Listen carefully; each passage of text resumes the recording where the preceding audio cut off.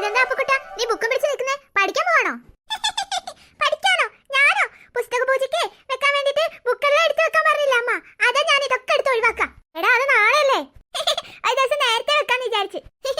എന്നാ ഞാനേ എന്റെ കൂടെ എടുത്തു വെക്കട്ടെ അപ്പുക്കുട്ട.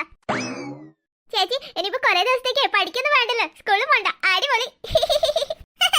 അത് ശരി അപ്പുക്കുട്ട, ഇനി കുറച്ച് ദിവസത്തേക്ക് സ്കൂളില്ല പഠിത്തമില്ല. സൂപ്പർ തന്നെ. ഈ നവരാത്രി പുസ്തക പൂജയൊക്കെ ഒരു മാസമൊക്കെ നിന്നിരുന്നെങ്കിൽ എന്ത് നല്ലായിരുന്നു അല്ല അപ്പുക്കുട്ട? രണ്ടും കൂടെ നല്ല സന്തോഷത്തിലാണല്ലോ. എനിക്കെതിരെ എന്തേലും കുരുത്തക്കേട് പ്ലാൻ ചെയ്യായിരിക്കും. കാണിച്ചു തരാം ഞാൻ. എന്താണ് ഇത്രയ്ക്ക് കിക്കിന്ന് ചിരിച്ചോണ്ടിരിക്കാൻ? ചേച്ചി പുസ്തകം പൂജയ്ക്ക് വെക്കാനേ എടുത്തു വെക്കാ. ഇനിയിപ്പോ കുറച്ച് ദിവസത്തേക്ക് പഠിക്കണ്ടല്ലോ, അത് പറഞ്ഞ് ചിരിക്കായിരുന്നു ഞങ്ങള്. ഓ അതായിരുന്നോ? ഞാൻ വിചാരിച്ചു നിങ്ങൾ പറഞ്ഞത് ശരിയാ. ഇനി കുറച്ച് ദിവസത്തേക്ക് പഠിക്കാൻ വേണ്ട, സ്കൂളിൽ പോണ്ട. അടിപൊളി. ഈ പൂജ ഹോളിഡേയ്സേ നമുക്ക് അടിച്ചു പൊളിച്ചാലോ പാറു? ഞാനും അതാ പറയാൻ വന്ന ചേച്ചിനോട്. നമ്മുടെ വഴക്കും വിളക്കൊക്കെ തീർത്തിട്ടേ നമുക്ക് ഈ പൂജ ഹോളിഡേയ്സേ അടിപൊളിയാക്കാം. എന്നാ ഞാനുണ്ട്. എന്താ മൂന്നുപേരും വലിയ സന്തോഷത്തിലാണല്ലോ? അത് പിന്നെ അമ്മേ, ഈ പൂജ ഹോളിഡേയ്സേ അടിച്ചു പൊളിക്കണമെന്ന് ഞങ്ങൾ പറയായിരുന്നു. അപ്പൊ നിങ്ങളുടെ വഴക്കും വിളക്കൊക്കെ മാറിയോ? അതൊക്കെ പൂജ ഹോളിഡേയ്സ് കഴിയുന്നവരേക്ക് ഞങ്ങൾ മാറ്റി വെച്ച്. അത് കൊള്ളാലോ. അപ്പൊ ഹോളിഡേയ്സ് കഴിഞ്ഞാ പിന്നെ ഇതൊക്കെ പുറത്തെടുക്കോ വീണ്ടും? ഇല്ല അമ്മേ. ഇല്ലെങ്കിൽ നിങ്ങൾക്ക് കൊള്ളാം. നിങ്ങൾ തമ്മിൽ അങ്ങോട്ടും ഇങ്ങോട്ടേ വഴക്കും വികൃതിയൊന്നും കാണിച്ചില്ലേ മാത്രമേ അച്ഛൻ പുറത്തു വിടുമെന്ന് പറഞ്ഞിട്ടുണ്ട്. ഞങ്ങൾ അമ്മീന് വഴക്കൊന്നും എടുത്തില്ല അമ്മേ. പിന്നെ നിങ്ങളുടെ അച്ഛമ്മ വന്നാ നിങ്ങൾ കണ്ടിട്ടില്ലേ? അച്ഛമ്മ എന്തെങ്കിലും പറഞ്ഞെന്ന് കരുതിയിട്ടേ നിങ്ങൾ വെറുതെ അച്ഛമ്മയുടെ വഴക്കിനൊന്നും പോകണ്ടോ. അറിയാലോ നിങ്ങൾക്ക് അച്ഛമ്മേന്റെ സ്വഭാവം. ഓ അച്ഛമ്മ എന്തിനാ അമ്മേ ഇപ്പൊ തന്നെ ഇങ്ങോട്ട് വന്നേ? കുറച്ച് സാവധി കിട്ടിയായിരുന്നു. അച്ഛമ്മ ഇത് കൊളാക്കില്ലായിരിക്കും. അയ്യോ മക്കളെ അങ്ങനെയൊന്നും പറയില്ല. അച്ഛമ്മ കേട്ടാലുണ്ടല്ലോ വലിയ പ്രശ്നമാക്കും. അച്ഛമ്മ എപ്പോഴും അപ്പുകുട്ടനെ വഴക്ക് പറയും. അപ്പോൾ ഇഷ്ടല്ല അച്ഛമ്മന. അയ്യോ മക്കളെ പതിയെ പറ. അച്ഛമ്മ ഒന്നും കേൾക്കണ്ട. അച്ഛമ്മ മാത്രമല്ല മിലിമോളും മിലിമോളുടെ അമ്മയൊക്കെ വരുന്നുണ്ട്. മിലിമോള് വരുന്നുണ്ടെന്നോ? എന്താ അമ്മ പറയുന്നേ? അതെ മക്കളെ, മിലിമോളും നിങ്ങളുടെ ആന്റി ഒക്കെ വരുന്നുണ്ട്. ഈശ്വരാ, ഇത് വലിയ ചതിയായി പോയല്ലോ അമ്മേ. അയ്യോ അങ്ങനെയൊന്നും പറയണ്ട. അച്ഛമ്മേന്റെ കാതിലെങ്ങനെ എത്തിയണ്ടല്ലോ നല്ലോണം കിട്ടും നിങ്ങൾക്ക്. നിങ്ങൾക്ക് മാത്രമല്ല അമ്മയ്ക്കും ചീത്ത കേൾക്കും. അതുകൊണ്ട് നിങ്ങൾ വരുന്നവരോടും അച്ഛമ്മേനോടും ഒക്കെ നല്ല രീതിയിൽ പെരുമാറണം. ഇല്ലെങ്കിൽ അറിയാലോ എല്ലാം അമ്മേന്റെ വളർത്തുദോഷാന്ന് എല്ലാരും പറയാം. അത് വെറുതെ അമ്മേനെ കേൾപ്പിക്കരുത് കേട്ടോ. അതുകൊണ്ട് എല്ലാവരോടും നിങ്ങൾ നല്ല രീതിക്ക് എന്നെ പെരുമാറണം. പിന്നെ നിങ്ങളുടെ ആന്റിക്ക് ഒരു കുഞ്ഞാവേടി ഉണ്ടായിട്ടുണ്ട്. കുഞ്ഞാവേനെയും കൊണ്ടിട്ടാണ് അവര് വരിക. ഈശ്വര, മിലിമോളെ ഒറ്റയ്ക്ക് തന്നെ സഹിക്കാൻ ഭയങ്കര ബുദ്ധിമുട്ടാ. അപ്പോഴാണോ വീണ്ടും ഒരു കുഞ്ഞാവേനെയും കൊണ്ട് വരുന്നേ? അങ്ങനെയൊന്നും പറയല്ലേ മക്കളെ, ചെറിയ കുട്ടിയല്ലേ. മിലിമോള് വരണ്ട. മിലിമോള് അപ്പുകുട്ടനെ വികൃതി കാണിക്കും.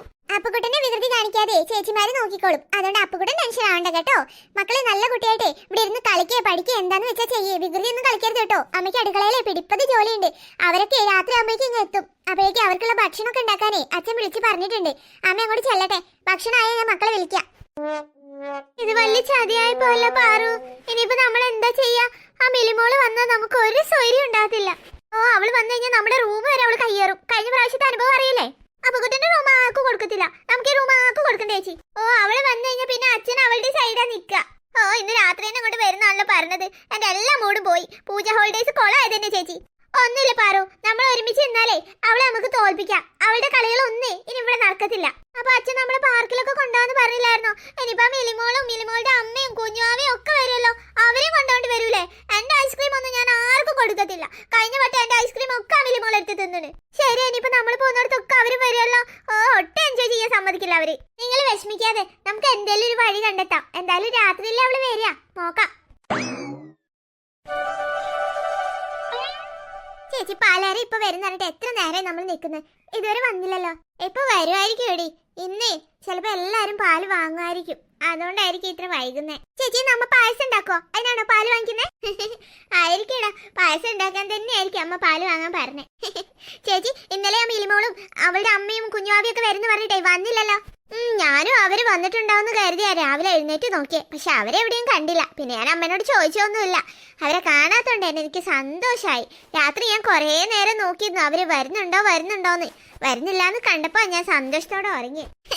എന്തായാലും അവര് വരാത്തോണ്ടേ ഈ പൂജ ഹോളിഡേയ്സ് നമുക്ക് അടിച്ചു പൊളിക്കാം അല്ലേ ചേച്ചി? ഭാഗ്യം അവര് വരാത്തെ. അതെ അവര് വരാത്ത എന്തായാലും നന്നായി. പാലാരനെത്തി. ഇന്ന് പുതിയ പാലാരൻ ചേട്ടനാണല്ലോ.